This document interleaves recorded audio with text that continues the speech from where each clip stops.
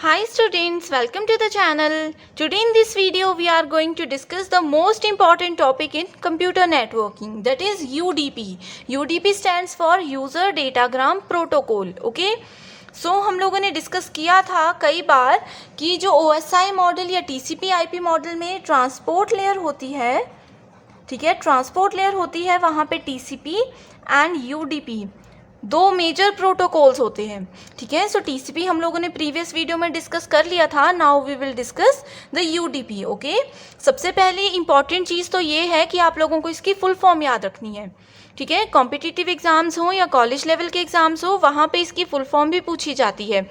या फिर अगर आप लोग कोई बेसिक पेपर की तैयारी कर रहे हो, जैसे क्लैरिकल है या कोई भी एग्ज़ाम है, वहाँ पे भी इस तरह के क्वेश्चंस पूछे जाते हैं. Okay, so UDP is a transport layer protocol. It is a part of internet protocol suite. Okay, it is a part of internet protocol suite, right? So it is also referred to as UDP IP suite. जैसे कि हम लोग TCP IP suit हम लोगों ने पढ़ा था, वैसे ही UDP IP सूट भी होता है. Okay, unlike TCP it is unreliable and connectionless protocol. It is unreliable and connectionless protocol. Okay, so there is no need to establish connection prior to data transfer. TCP में क्या होता था कि data transfer होना है, उससे पहले ही हमें कनेक्शन सेटअप करना पड़ता था. लेकिन UDP के केस में ऐसा नहीं होता. ओके, दो transmission control protocol is the dominant transport layer protocol used with most internet services, provides assured delivery, reliability and much more, but all these services cost with additional overhead and latency. ठीक है, क्या होता था TCP में, ये proper delivery, proper reliability हमें offer करता था. बट UDP यूज़ होता है for the real time services. ठीक है, it is used for the real time services. Real time services like computer gaming,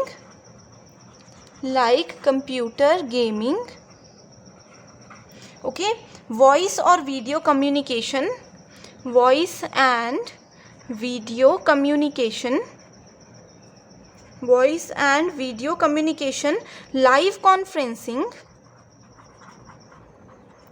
live conferencing.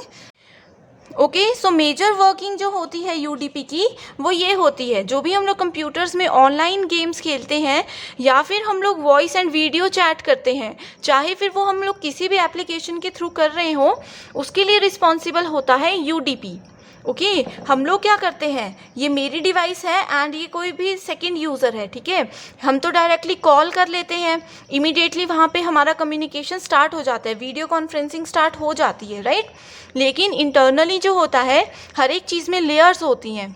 ठीक है, लेयर्स काम करती हैं. सो हमेशा क्या होता है, ये ट्रांसपोर्ट लेयर होती है, वो एप्लीकेशन लेयर के साथ डायरेक्ट कनेक्टेड होती है. ठीक है, सो यहाँ पे क्या होता है कि हम लोग डायरेक्टली कम्युनिकेट कर पाते हैं किसी भी एप्लीकेशन के थ्रू. ओके, एंड ये सीक्वेंसिंग भी आप लोगों को याद रखनी है, राइट. सो यहाँ पे क्या होता है, there is no error checking in UDP. Okay, there is no error checking in UDP. ठीक है, जैसे कि TCP में हम लोगों ने क्या किया था चेक, कि वहाँ पे हमेशा 3 वे हैंड शेकिंग होती है. ठीक है, लेकिन यहाँ पे 3 वे हैंड शेकिंग नहीं होती है एंड ये एरर्स को भी चेक नहीं करता है. अब डेटा अगर एक जगह से दूसरी जगह पे ट्रांसमिट हो रहा है, अगर बीच में कोई एरर भी है तो इसमें कोई मेजर इशू क्रिएट ये नहीं कर सकता. ठीक है, अब जैसे हम लोग कोई कंप्यूटर गेम खेल रहे हैं, ठीक है, उसमें कोई एरर आ भी जाए, बेसिक सा एरर कोई कम्युनिकेशन में आ भी जाए, तो इससे कोई मेजर इफेक्ट नहीं पड़ सकता किसी को भी. ठीक है, जैसे अगर हम लोग वॉइस एंड वीडियो कम्युनिकेशन कर रहे हैं, तो यहाँ पे एरर्स को अगर ये इमीडिएटली चेक नहीं कर पाता है, एक्नॉलेजमेंट नहीं दे पाता है, तो भी किसी को मेजर कोई इशू नहीं होगा, right. So UDP is more efficient in terms of both latency and bandwidth. ठीक है, this is more efficient in terms of latency and bandwidth. ठीक है, सो ये भी इम्पॉर्टेंट क्वेश्चन है, एग्जाम में ये भी एक बार पूछा गया था कि टीसीपी एंड यूडीपी में से लेटेंसी एंड बैंडविड्थ जो है वो किसकी अच्छी है, किसकी हायर लेवल की है। ओके, सो यूडीपी में भी क्या होता है, टीसीपी की तरह ही हेडर्स यूज़ होते हैं। ठीक है, यहाँ पे भी डेटा पैकेट्स होंगे एंड हर एक पैकेट के टॉप में क्या होगा, उसका हेडर होगा। ठीक है, बट इसका जो हेडर होता है उसका साइज़ होता है 8 बाइट्स एंड ये जो साइज़ है ये हमेशा फिक्स्ड ही रहता है। ठीक है, एंड इसके हेडर्स जो होते हैं वो सिंपल होते हैं। ठीक है, अब जैसे कि हम लोगों ने टीसीपी में डिस्कस किया था, टीसीपी के जो हेडर्स होते हैं वो होते थे 20 to 60 बाइट्स के। ठीक है, एंड हेडर को हम लोगों ने डिटेल में भी डिस्कस किया था कि कितनी ज़्यादा कॉम्प्लिकेशंस होती हैं, कितने ज़्यादा सब पार्ट्स होते हैं। लेकिन यूडीपी क्योंकि basic live gaming and live communication के लिए यूज़ होता है, तो इसके हेडर में इतनी ज़्यादा फॉर्मेटिंग की ज़रूरत नहीं होती है। ठीक है, इसीलिए ये क्या होता है, सिर्फ 8 बाइट्स का सिस्टम होता है।